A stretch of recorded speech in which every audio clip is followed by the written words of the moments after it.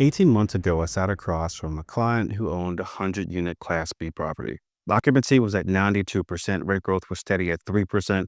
He thought he was in great shape. I showed him 5 data points he wasn't tracking, and within 60 seconds, his face changed. He asked me, "How much am I about to lose?" The answer was $840,000 if he didn't restructure in the next 90 days. He didn't see it coming because he was only watching half the market, and he's not alone. I'm Justin. I track multifamily transactions and trends and help apartment owners see market shifts before they show up in their financials. And today I'm going to show you the exact blind spot that almost cost him and his property, and why most apartment owners are sitting in the same position right now.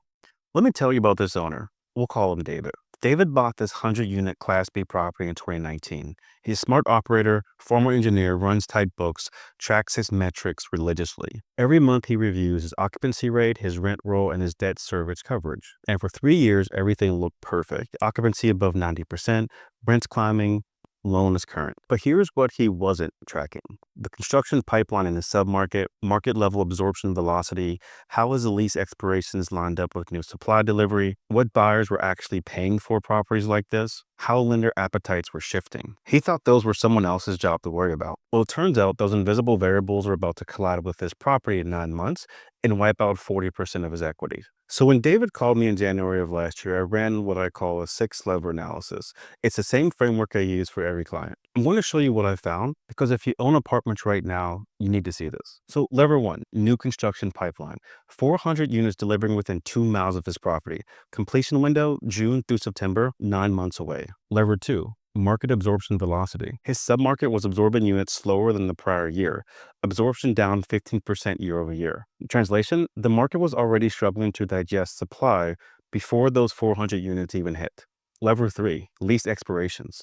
Here's where it got dangerous. 35 of David's leases expired between May and July, right when Class A properties 2 miles away were offering move-in specials and granite countertops. Lever 4, transaction comps.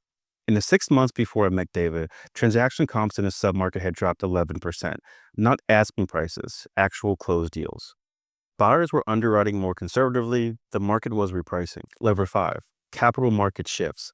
Cap rates were expanding. Buyers who were underwriting to a 5 cap in 2021 were now at a 6.2% cap rate. For David's property, that meant his theoretical exit value had dropped from $14.5 million to $12.8 million, a $1.7 million haircut, and he had no idea. Lever 6, lender appetite. His loan matured at 18 months.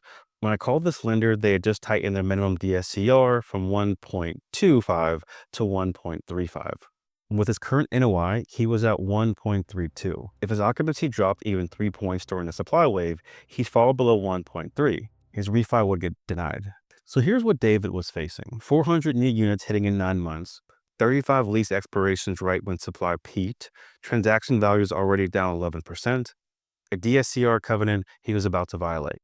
And if he didn't act, here's what would happen. He would lose renewals to Class A properties offering concessions. He would drop to 88% occupancy. NOI falls 12%, violates DSCR covenant. He can't refinance, forced to sell in a down market, and loses $840,000. All because he wasn't tracking the other 3 levers. So what did we do? We restructured his entire renewal strategy in 90 days. Step 1, we laddered his lease expirations, offer 6 months renewals to half his May, June, July expirations, pushed them into November and December after the supply wave. Step 2, we ran targeted retention offers to his top 30% of tenants, locked them in for 18 months with small rent bumps, 3% into the 5, but that guaranteed occupancy through the danger window. Step 3, we modeled a hold-through scenario and showed his lender our plan. Got a verbal commitment for refi terms if we maintained 1.3 DSCR. And step 4, we stopped trying to push rents, focus on stability over growth for 12 months. And here's what happened. Occupancy stayed at 91% through the supply wave. The NOI stayed flat instead of dropping 12%. He refinanced 6 months ago at favorable terms.